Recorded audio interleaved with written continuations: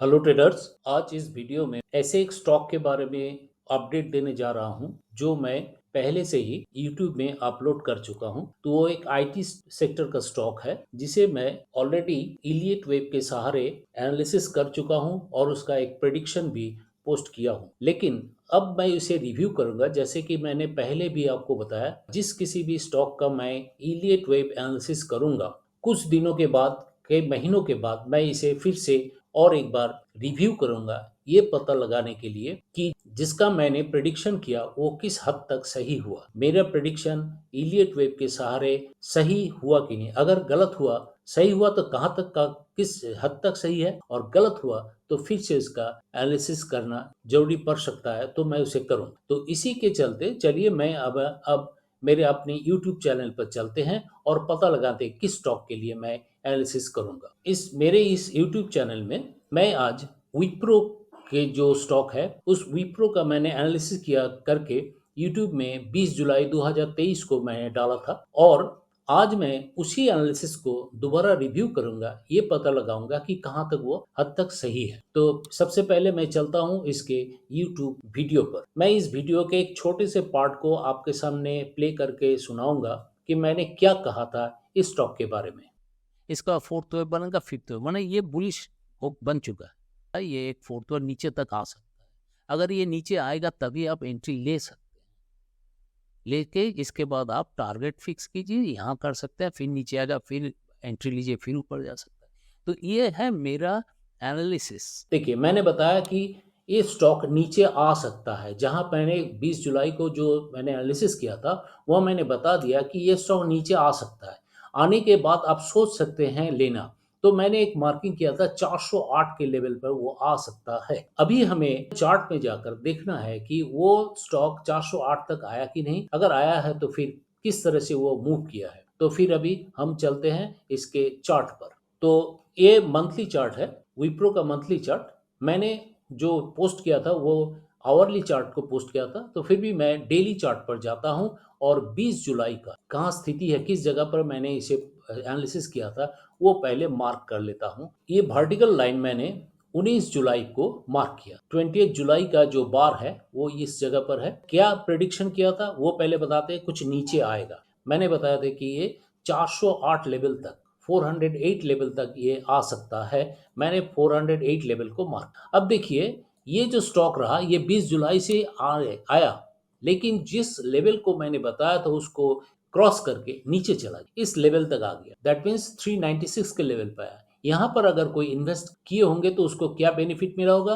करीब करीब देखिए 12% का एक रैली मिला, और 12% उन्होंने जो भी अगर इन्वेस्ट किए होंगे तो उसको बेनिफिट मिला। कितने दिन में हुआ? 55 डेज में। कितने trading day? 38 bars means 38 day में, 38 ट्रेडिंग डे में ये आपको 12% को मिला। फिर मैंने बताया था कि ये स्टॉक नीचे की तरफ आए, लेकिन यहीं पर मेरा प्रेडिक्शन काम नहीं किया, क्योंकि ये देखिए, ये जो मैंने बताया था कि इससे भी ज्यादा नीचे नहीं जाएगा, जाके यहाँ पर रुक के फिर बाउंस करेगा अपसाइड। बाकी लेकिन ये वैसा काम नहीं किया। इन्होंने क्या किया, ये तोड़ के फिर ऊपर गया, फिर ज्यादा नीचे आ। तो जिस हिसाब से मैंने ये बताया था कि यहाँ से टर्न करेगा, उस स्टडी को मैंने यहाँ पर कैंसिल करके नए सिरे से इसमें स्टडी किया और प्रिडिक्शन किस तरह किया वो देखिए। तो मैंने इसे एबीसी से डिनोट किया तो कुछ इस तरह का। इसे अगर मैं वेब लाइन से जोड़ देता हूं तो कुछ ऐसा दिखाई देगा। वेब लाइन से जोड़ने के बाद ये 3 वेव्स क्लियरली दिखाई देता है। अब अगर ए वेब में जाएंगे तो ए वेब में 3 वेव्स बना हुआ है। जो वेव है उसके अंदर 3 वेव्स है, वो 3 वेव्स ही एबीसी कहलाता है। और एबीसी वो है सब वेव ए, सब वेव बी, सब वेव सी। हो गया। अब आइए बी वेव की तरफ। बी वेव भी 3 वेव से बना हुआ है। वो कैसे? देखिए, फर्स्ट, सेकेंड एंड थर्ड। तो इस वेव में मैं अभी जोड़ देता हूं, ये 3 सब वेव से बना ए वेव, 3 सब वेव से बना बी वेव। ठीक है। अभी क्या बनने वाला है? सी वेव। सी वेव क्या? ऊपर जाने। तो आपको पता है सी वेव ऑलवेज 5 वेव से बना होता है। वो कैसा? देखिए, इसे मैं अगर जाता हूं तो यहां पर भी देखिए 5 वेव्स क्लियरली दिखाई दे रहा है। वो कैसे? इस तरह से। इसे अगर वेव लाइन से जोड़ देता हूं तो कुछ कैसे दिखाई देगा? वो इस तरह से 5 वेव्स क्लियरली दिखाई देगा। अब इलियट वेव प्रिंसिपल में मैंने पहले भी बता चुका, अभी भी देखिए जो होता है कि ये 1 2 3 4 5, ये तो एक इंपल्सिव वेव बना। इसके बाद क्या होता है? ये भी पता है आपको। इसके बाद एक करेक्टिव वेव आने वाला है, वो कुछ इस तरह से बनने वाला है। वेव लाइन लगा देते हैं, तो ये रहा, ये करेक्टिव वेव्स नीचे की तरफ है। तो ये 5 वेव्स कंप्लीट हुआ, फिर क्या होने वाला है, ये 3 वेव्स ये करेक्शन में आए, ठीक है। तो ये करेक्टिव वेव बनने वाला है। तो करेक्टिव वेव बनने वाला है, दैट मीन्स यहाँ से क्लियरली दिखाई देता है ये डाउन साइड आने वाला। कहाँ तक आएगा, इसे मैं वेव लाइन को हटा देते हैं, आपके पास क्लियर पिक्चर आ जाएगा। तो इसे मैं अगर कैंडलस्टिक चार्ट में लाता हूं, तो देखिए यहाँ पर मैंने एक ड्रॉ किया, इस लेवल तक आ सकता है, जिसका दो चीज आप जान लीजिए। ये इनसाइड का फोर्थ वेव, सब वेव बना, फोर्थ वेव के प्राइस लेवल के साथ वहां पर सपोर्ट लेता है। ये यूजुअली होता है, ऐसा होगा ही ऐसा नहीं, but usually Elliott wave principle में देखा जाता है कि जब वो मेजर करेक्शन में आता है वो, तो फोर्थ वेव के अंत में जाकर वो सपोर्ट लेता है। तो यहाँ सपोर्ट है, ऐसे भी कैंडल का देखिए, इसका सपोर्ट प्लेस है, यहाँ से सपोर्ट लेगा, तो ये डाउन साइड आएगा। और डाउन साइड आएगा, देखिए सबसे मजेदार चीज है, आज मैं 4 दिसंबर को ये बना रहा हूँ वीडियो। 4 दिसंबर में मार्केट से निफ्टी कितना गया, 418 पॉइंट, और इसका देखिए एक लॉन्ग रेड कैंडल बना। तो ये इलियट वेव प्रिंसिपल का साथ साथ चल रहा है, ये कोई मार्केट के ऊपर डिपेंड नहीं करता है। इलियट वेव भी ऐसा ही है कि ये मार्केट में डिपेंड नहीं करता है, ये करता है, इसका अपना प्रिंसिपल है। तो इसके बाद क्या क्या मूवमेंट होगा, इसके बाद जो मूवमेंट होगा वो होगा एक इम्पल्सिव वेव का, इस तरह का एक इम्पल्सिव वेव का मूवमेंट होगा। आप अगर इन्वेस्टेड हैं, अभी तो कुछ लॉस होने वाला है, आप घबराइए नहीं, ये लॉस आपको मेकअप हो जाएगा। तो आप जो इन्वेस्टेड हैं, वो मेरे इस एनालिसिस से आपको जरूर एक एज मिल गया होगा कि क्या करना है। आपके एनालिसिस कीजिए और डिसाइड कीजिए। और जो अभी तक इन्वेस्टेड नहीं है, जो इन्वेस्टमेंट नहीं किए, जो मान लीजिए मेरे पहले वाले देखने पर कोई, मैंने पहले ही बता चुका, अगर मैं अपने एनालिसिस के ऊपर किसी ने कोई इन्वेस्टमेंट किया, उसका अगर लॉस होता, मैं रिस्पॉन्सिबल नहीं हूँ। मैं ओनली एजुकेशनल वीडियो बना रहा हूँ। तो अगर कोई भी अगर बंदा इन्वेस्टेड कर चुके हैं, तो इस जगह पे उसको लॉस हुआ, वो तो बहुत बुरा हुआ उनके साथ। बाकी ठहर जाइए, आपको कोई लॉस नहीं होगा, क्योंकि ये बुलिश स्टॉक है।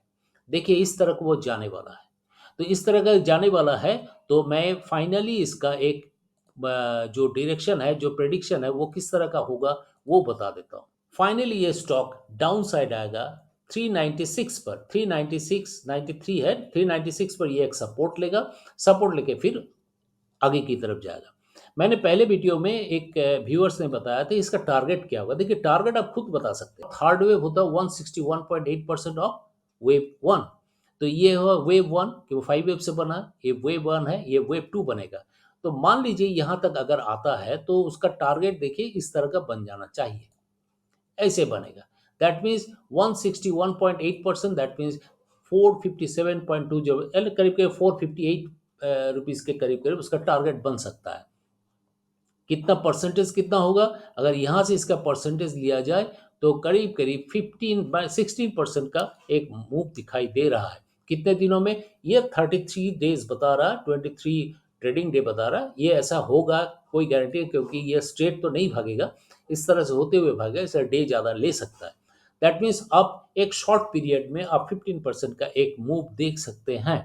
इसके ये जो मैंने एनालिसिस किया, इससे जो इन्वेस्टेड है, जो इन्वेस्टमेंट करना चाहते हैं, और कुछ ही दिनों में इस रैली को देखते हुए जिन्होंने इन्वेस्टमेंट किए हैं, वो सब, इनसे एक आपको नॉलेज मिल गया होगा कि क्या होने वाला है, आप क्या स्ट्रेटजी लेंगे, क्या स्टेप बनेगा आपको, ये मैंने यहाँ से दिखा दिया। तो अब आपका डिसीजन लेना है, क्या करना है। ये रहा मेरा विप्रो का अपडेट। जैसे मैं पहले बताया था, वो मैंने किया, विप्रो का अपडेट दिया आपको। इसी तरह के जितने भी स्टॉक आएंगे मेरे दिखाए, मैंने एनालिसिस किया अब तक, हर एक का मैं रिव्यू करूंगा और बताऊंगा कि इलियट वेव प्रिंसिपल में कितना सही होता है और कितना गलत होता है। आप इसको किस तरह से सीख सकते हैं और अपने काम में ला सकते हैं। तो अगर मेरा ये एनालिसिस, ये अपडेट अच्छा लगा होगा, तो इसे लाइक कीजिए, शेयर कीजिए, सब्सक्राइब कीजिए और बेल आइकन को दबाइए। Thank you.